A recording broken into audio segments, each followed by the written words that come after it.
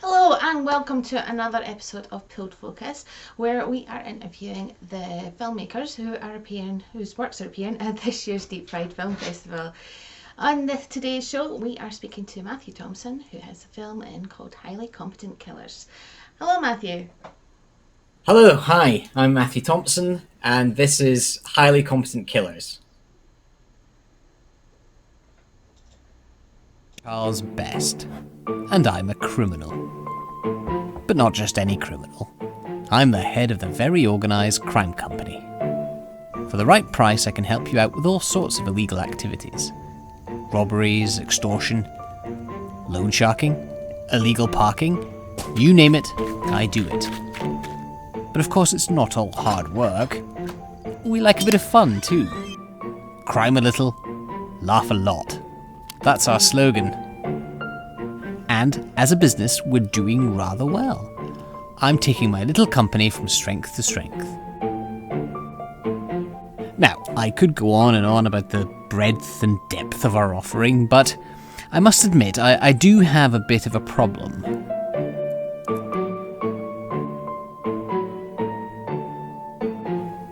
I can't kill anyone.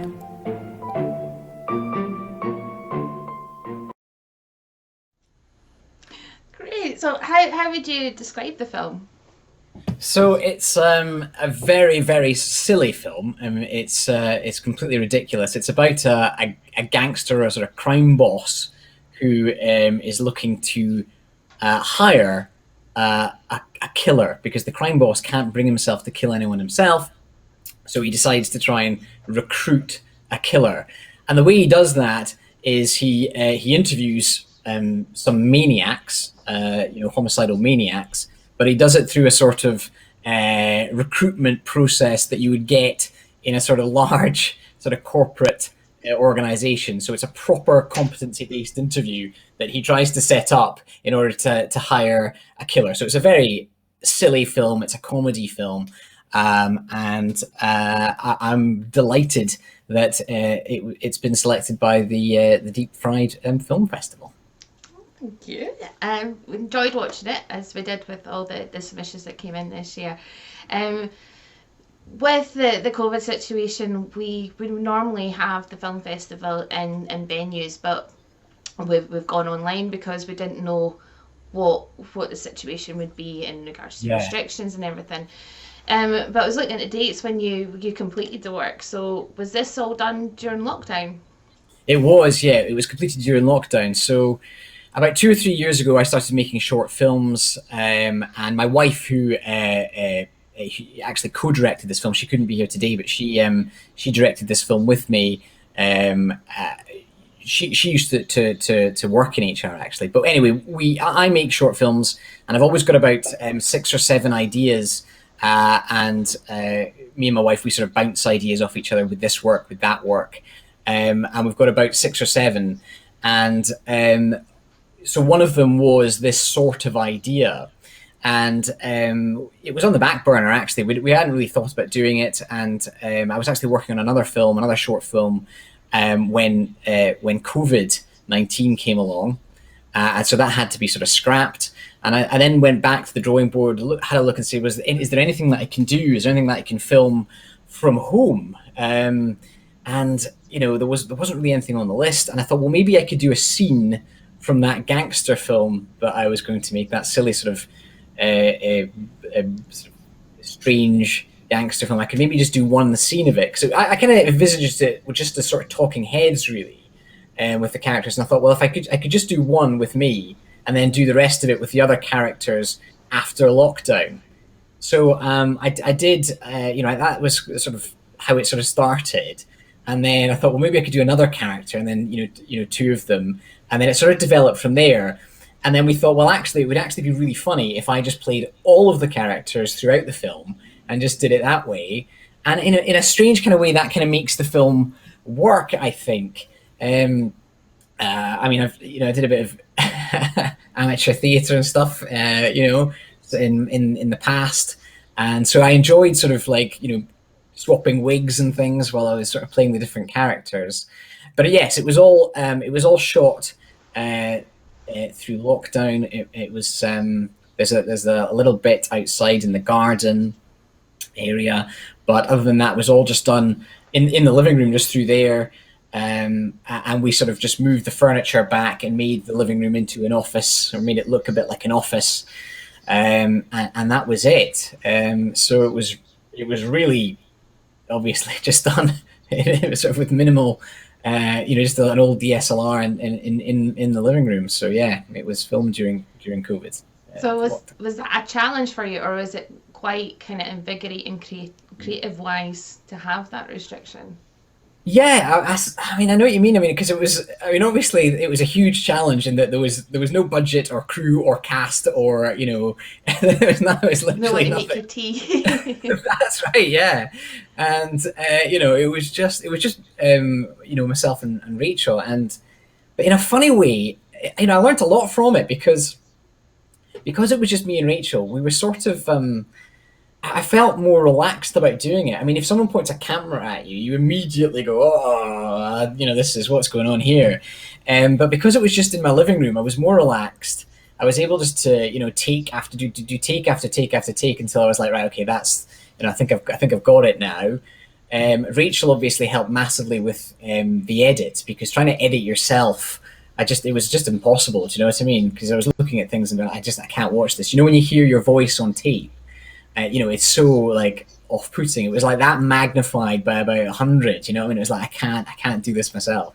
So having the three of us, that was extremely important. But yeah, in some ways it was quite kind of liberating in a way, just because we knew that we couldn't do something, so we had to work around it and find sort of creative ways to work around those challenges. And I think when you've got everything at your disposal, you can film anywhere. There's a huge number of locations. You can use whoever you want to use.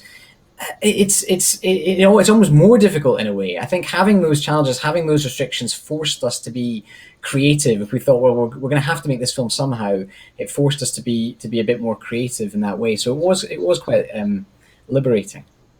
So are there any other filmmakers that inspired you to make this?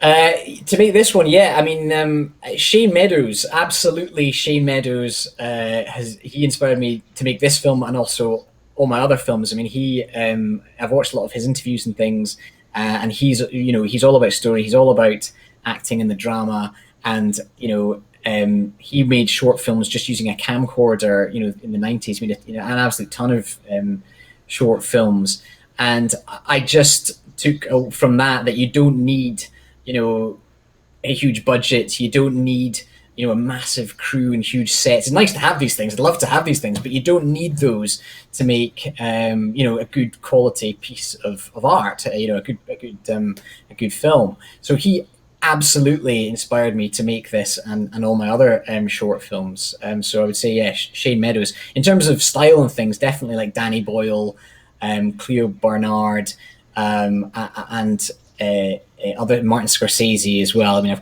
there's a wee gangster in there that's very Robert De Niro. They're all sort of takes. They're all sort of the characters are all real caricatures. They're just me doing impressions essentially of gangsters that I've seen in Hollywood films.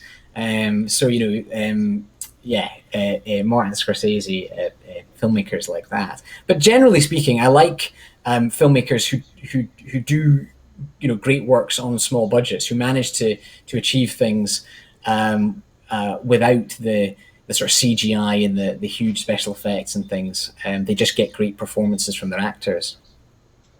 And why did you become a filmmaker? So it was about 2-3 years ago. I got married, and I should say I'm actually a lawyer by day. The filmmaking stuff is really in the evenings and weekends.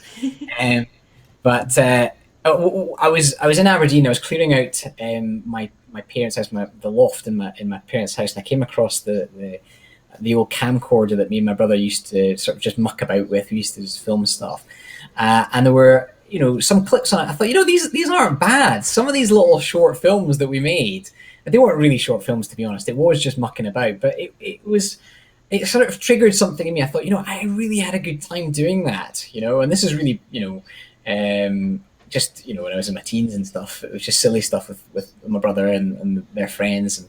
But that I think prompted me to go back to it. And I thought, well, the technology was terrible back then. The stuff that we were making, it was good fun, but it was all on a camcorder. It was, it didn't look good. And I thought, I wonder how much the cameras have developed now. And that's when I picked up a DSLR, and I really thought, wow, you can actually get some really good, nice quality footage out of this. So I thought, well, let's go back to it, and let's just, it doesn't have to be anything serious. Let's just make something fun, and just started doing it back then. That was 2018, and I've made 6 short films since then. So yeah, just love it. I absolutely love it. You know what I mean? And like to join up with people. I've just recently got involved with the West Lothian filmmakers group. They're they're a great bunch. They're a terrific a bunch of people, and we'll be making a film soon too, as soon as restrictions are sort of fully lifted. So what do you think of the UK and the Scottish independent film industry? I don't, to be honest, I don't know a huge amount about it. I don't. I mean, I've watched other short films from other short filmmakers in Scotland, and what people are doing is incredible. So what some people are doing, I mean, I watched all the films that got through to the Scottish Short Film Festival, because you weren't, you weren't running last year, is that right? The Deep Fried Film Festival. We started in 2006, but we've had a wee bit of a break just because life got in the way. Everybody here is involved as volunteers. But with lockdown, I was like, no, I'm bringing it back. We're bringing it back. People need something to watch. So no, we missed out on last year's festival scheme.